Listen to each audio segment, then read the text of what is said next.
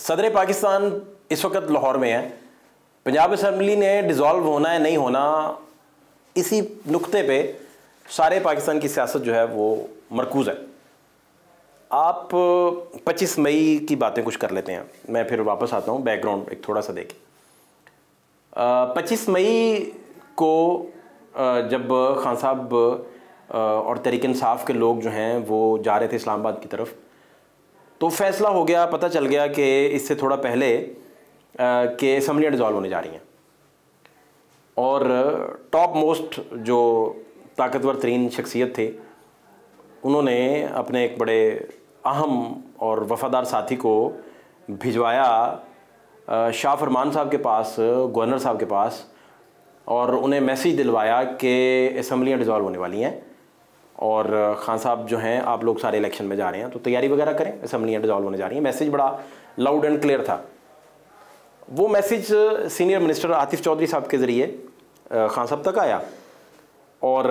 उस मैसेज के बाद खान साहब की वो टीम जो खान साहब को ऑपरेट करती है, जो खान साहब को लेके चलती है, ये टीम में कुछ मेंबर्स आगे पीछे होते रहते हैं, कुछ बदलते रहते हैं। मतलब कोर जो लोग थे पहले उनमें शहजाद अकबर सबसे नुमायाँ थे, सबसे नुमायाँ, और तहरीक इंसाफ के जो अंदर के लोग हैं वो शहजाद अकबर साहब के बारे में, उनकी परफॉर्मेंस के बारे में, उनकी राय क्या है और क्या क्या बातें करते हैं, ये अलहदा एक मौजू है। बहुत अरसा शहबाज गिल भी इसमें रहे। शहबाज गिल हाउस अरेस्ट हैं आज लाहौर में। हाउस अरेस्ट से मुराद कि वो घर से बाहर नहीं निकल रहे, और पंजाब हुकूमत ने भी पर्चा इसलिए दिया है कि आज़म स्वाति साहब वाला हाल ना उनका हो और कहीं बाहर ना ले जाया जाए, बैरूने शहर से बाहर और सूबे से बाहर ले जाके वो हालात ना सारे बन जाएं, क्योंकि आज़म स्वाति साहब के साथ जो कुछ भी हो गया तहरीक इंसाफ क्या कर सकी, कुछ भी ना कर सकी। या जिन दिनों नून लीग के साथ ये सारी चीज़ें होती थी तो नून लीग क्या कर सकी थी, कुछ भी ना कर सकी थी। ये एक आर्गूमेंट के तौर पे जो पार्टी के अंदर बात हो रही है वो आपसे डिस्कस कर रहे हैं। अब सूरत हाल ये है कि उस दिन वो टीम जो खान साहब को ऑपरेट करती है, उसने खान साहब से कहा कि खान साहब आप इस तरह कीजिए कि मामलात को लेके आगे चलें और ये सारा क्रेडिट आपको होना चाहिए, ये क्रेडिट भी आपका है, ये गेम आपने बनाई है, आप पॉपुलैरिटी की इंतहा पे हैं और पॉपुलैरिटी को इससे 4 चांद लग जाएंगे और नुमायाँ आप हो जाएंगे और आप जाएं, आप कंटेनर पे सवार हों। वो जब कंटेनर पे सवार हुए तो पीडीएम की राय बदल गई लंदन से, और जरदारी साहब की मशावरत से, नवाज शरीफ साहब की मशावरत से, मौलाना फजलुर रहमान साहब की मशावरत से वो सारे बैकफुट पे चले गए और प्लान बी जो है उस पर काम शुरू हो गया। फिर प्लान ए था कि असम्बलियाँ डिज़ोल्व करें और निकलें यहाँ से, मामलात को नॉर्मलाइज़ करें, और अदम एतमाद के ज़रिए हमने एक बंद बांध दिया, हमने ये करना था और ये बंद हमने इस वजह से बांधा था, मुल्क को ये मसाइल दरपेश थे। वो लंबी एक डिबेट है कि क्या मसाइल थे। बहुत सारे पीडीएम के मिनिस्टर्स रिकॉर्ड पे आ चुके हैं, नून लीग के बड़े अहम लोग रिकॉर्ड पे इस मामले में आ चुके हैं। तो मामला जो है वो ख़त्म हो गया और तहरीक इंसाफ को इलेक्शन मिलते मिलते इलेक्शन को छू के तहरीक इंसाफ वापस आ गई। आज के दिन तक जब ये मीटिंग्स होती हैं तो 25 मई का हवाला लाजमी दिया जाता है कि 25 मई को जो गलतियां हुई वो नहीं होनी चाहिए थी, और वो चीज़ें जज्बातियत की तरफ चले गईं, वो थोड़ा आइडियलिस्टिकली चले गईं। डेप्थ से सोचा जाता तो शायद इस तरह ना होता। डेप्थ से सोचने से मुराद जैसे परवेज़ खटक सोचते हैं तहरीक इंसाफ में, तहरीक इंसाफ में जैसे आजकल आरिफ अलवी सोचते हैं। ये डीप रूटेड प्लेयर्स हैं। आरिफ अलवी ने अपने सारे रुख दिखाए हैं और एक स्टेट्समैन के तौर पे उभर के सामने आए हैं कि जिन्होंने तहरीक इंसाफ को बहुत सारे वबालों से बचाया। एक ख़ास मौजू पे जाके खान साहब को उन्होंने बाकायदा तौर पे कहा कि ये काम हम नहीं करने जा रहे, कैटेगोरिकली नो कह के तो बात आगे बढ़ी और असम्बली के मामला आगे बढ़े। और इससे पहले यही काम असद कैसर साहब को एक स्टेज पे करना पड़ा कि अदम एतमाद की जिस दिन वोटिंग होना थी तो अदम एतमाद से वोटिंग से कुछ देर पहले असद कैसर साहब ने जवाब दे दिया खान साहब को कि मेरे बस से अब बाहर हो गई हैं चीज़ें, मैं रिज़ाइन करने जा रहा हूँ। तो याद सादिक साहब बराजमान हुए और वोटिंग करवा दी।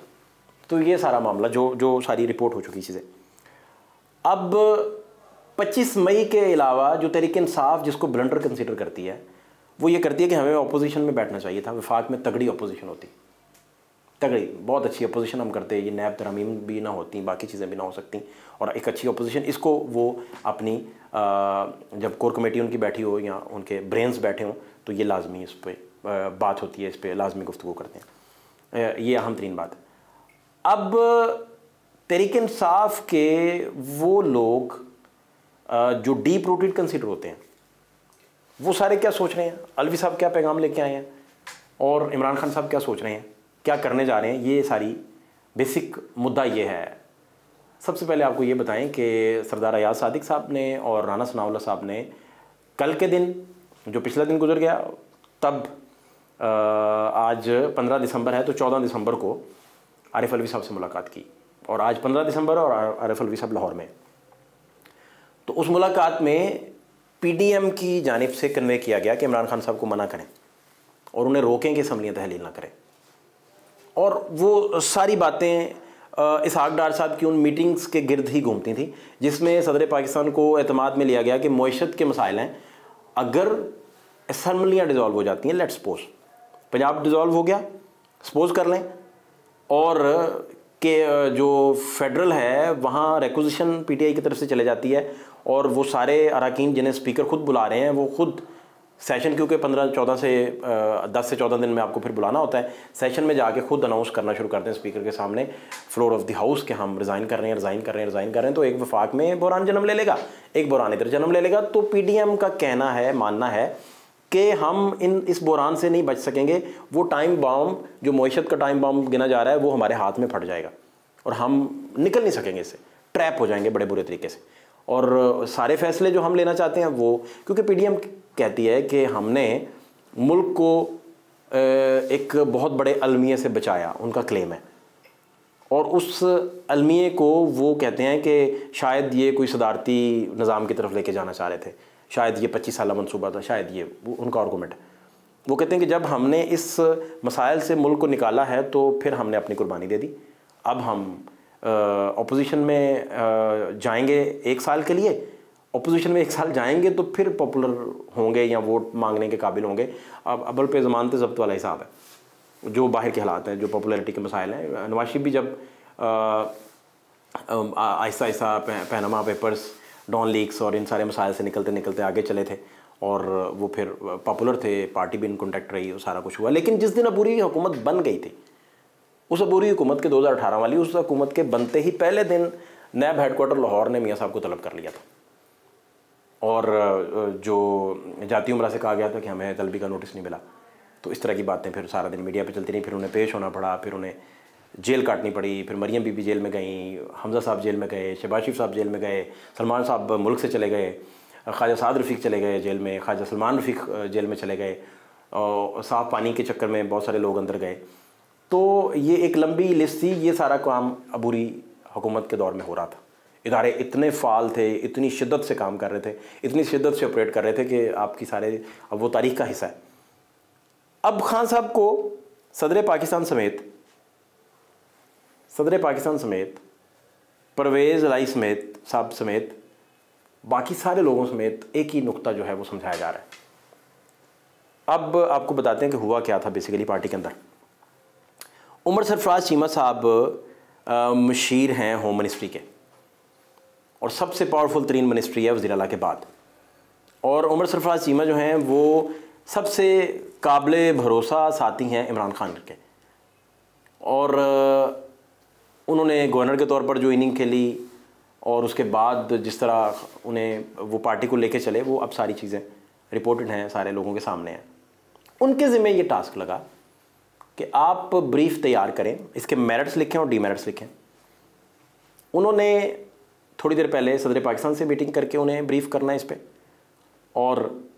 वज़ीर आला पंजाब को ब्रीफ़ करना है, फिर इमरान खान साहब को ब्रीफ़ करना है, फिर सबकी मीटिंग इकट्ठी होगी और ये सारी बातें होंगी। तो मेरी इत्तला ये है कि उन्होंने कुछ शायद 100 के सफ़े का को ब्रीफ़ तैयार कर लिया है। कुछ लोग कहते हैं नहीं 75 सफ़े का है, कुछ कहते हैं नहीं 50 सफ़े का, कुछ कहते हैं 100 सफ़े का।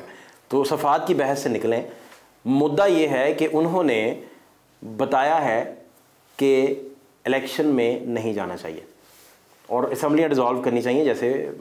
सारे इकट्ठे डिज़ोल्व हों और इलेक्शन में जाएँ। उसकी वो बुनियादी वजूहात क्या बताते हैं। वो सबसे पहले कहते हैं कि खान साहब आपको सोचना होगा कि केसेस के क्या मसाइल हैं और केसेस किस लेवल के आप पे बन जाएंगे। मसलन आज की जो दुनिया अखबार के फ्रंट पेज पे ख़बरें लगी हैं, जो कामरान शाहिद साहब ने कल स्कैंडल ब्रेक किया है, तोशा खाना केस है, 6 अरब रुपये के तोहफे हैं, इमरान खान ने 1.5 करोड़ में ख़रीदे हैं, रिपोर्ट पर हुकूमत ने इंक्वायरी का हुक्म दे दिया है और ये एक लंबी डिटेल है। इंक्वायरी में ख़वातीन की 2 ज्वेलरी सेट की निशानदेही की गई है। मई 21 में दौरा सऊदी अरब के दौरान जो वहाँ के किंग हैं उन्होंने ज़ेवरात बनाए और कंपनी जो है उसका नाम भी लिखा हुआ है। कानों की बालियाँ, हीरे की अंगूठियाँ इमरान साहब को तोहफे में दी, इनमें हीरे जड़े हुए थे और एक हार जिसका वज़न 130 कैरेट था वो भी शामिल था। ये ज़ेवरात जो है मशरिक़ वस्ता के शाही ख़ानदान के लिए बनाए जाते हैं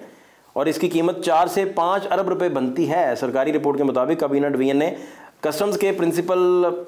जो ऑपरेशंस हैं और सेटेलाइट टाउन के रावलपिंडी के एक नामालूम डीलर के ज़रिए उनकी कीमत जो है वो महज 59 लाख लगवाई, जिसकी गवर्नमेंट दावा कर रही है 5 से 6 अरब। और फिर ट्रायल कोर्ट में ये मुकदमा जनवरी में दिसंबर में फ़िक्स हो गया, ट्रायल कोर्ट में भी तोशाखाना केस। अब ये वो मामलात हैं जो इमरान खान साहब के लिए भी ख़तरे हैं, लेकिन जो साबिका फ़र्स्ट लेडी हैं उनके लिए भी मसाइल हैं। चूँकि जरदारी साहब जो हैं वो आज तक नहीं भूले कि फ़रियाल बीबी जो हैं वो जेल में गई थी और इसी तरह नवाज शरीफ साहब नहीं भूले कि मरियम बीबी जेल में गई थी। तो खुदा ना खास्ता अगर ये मामला इसी तरह चलते रहे तो फिर क्या होगा, पूरी सेटअप की सूरत में क्या होगा। तो उमर सरफराज चीमा साहब ने जो रिपोर्ट बनाई है उसमें कहा गया कि आप रहेंगे कहाँ, पार्टी कहाँ ऑपरेट करेगी, कैसे चलेगी, ये बुरी हुकूमत होगी तो वफाक उधर छापे मारता रहेगा, क्या क्या करेगा, सारा उनके अंडर आएगा। तो खान साहब के जो करीबी लोग हैं जो ऑपरेट कर रहे हैं आज तक, आजकल खान साहब को जो आजकल के जो हैं वो बहुत कुर्बत जिन्होंने पाई है, वो कहते हैं कि हम गिलगित बल्तिस्तान चले जाएंगे, हमारी हुकूमत वहाँ है, और हम AJK चले जाएंगे, आज़ाद कश्मीर चले जाएंगे, हमारी हुकूमत वहाँ है तो हम दोनों जगह पे जा सकते हैं। तो कुछ संजीदा लोगों ने उनसे पूछा कि आप उधर चले जाएंगे तो कंपेन किसने करनी है। फिर मेडिकल बोर्ड की रिपोर्ट के मुताबिक 1.5 महीना तक खान साहब अपना, अल्लाह उन्हें सेहत दे, अभी वो नहीं ऑपरेट कर पा रहे प्रॉपर, अभी सेहत के बहुत सारे इश्यूज़ हैं उनके। तो कंपेन कैसे होनी है, पार्टी के फ़र्ज़ करें आप हमाद अज़हर गिरफ़्तार हो जाते हैं, फवाद चौधरी गिरफ़्तार हो जाते हैं, जुल्फ़ी बुखारी गिरफ़्तार हो जाते हैं, इमरान खान गिरफ़्तार हो जाते हैं, जो फ़र्स्ट लेडी हैं साबिका वो गिरफ़्तार हो जाती हैं, डॉक्टर यास्मीन राशिद साहिबा गिरफ़्तार हो जाती हैं, आज़म स्वाति तो ऑलरेडी उनके मसाइल चल रहे हैं, तो ये बाबर अवान साहब गिरफ़्तार हो जाते हैं। तो इन सब की गिरफ़्तारी के बाद पार्टी का इलेक्शन कैसे, किसने लड़ना है, क्या होना है, कैसे लेके चलना है, बहुत बड़े बड़े स्टेक होल्डर्स पंजाब के इन्वॉल्व हैं इसमें। उनका कहना है कि डिज़ोल्व ना करें, अभी बड़े अरबों रुपया डूब जाएगा, बड़े मसाइल हैं, बड़े प्रॉब्लम्स हैं। खान साहब एक तरफ हैं और खान साहब को समझाने के लिए सदर पाकिस्तान से लेके सारे लोग एक तरफ हैं, लेकिन PDM का बैकफुट पे चले जाना,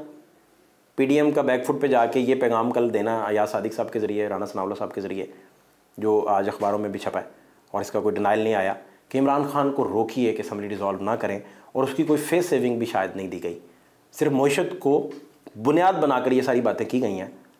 तो तहरीक इंसाफ के कोर लोगों को और ब्रेन्स को, जो तहरीक इंसाफ का रियल ब्रेन समझे जाते हैं, उनको ख़तरा है कि कहीं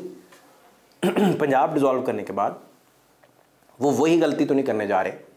जो गलती वफाक में अपोजिशन की सूरत में ना जाने की सूरत में उन्होंने की, या वो गलती जो वो 25 मई को कर बैठे और दोबारा कंटेनर पे सवार हुए और इलेक्शन को छू कर वापस आए। आने वाले दिनों में मज़ीद आपको अपडेट करते रहेंगे। फात शहबाज खान को इजाज़त दीजिए। अल्लाह ने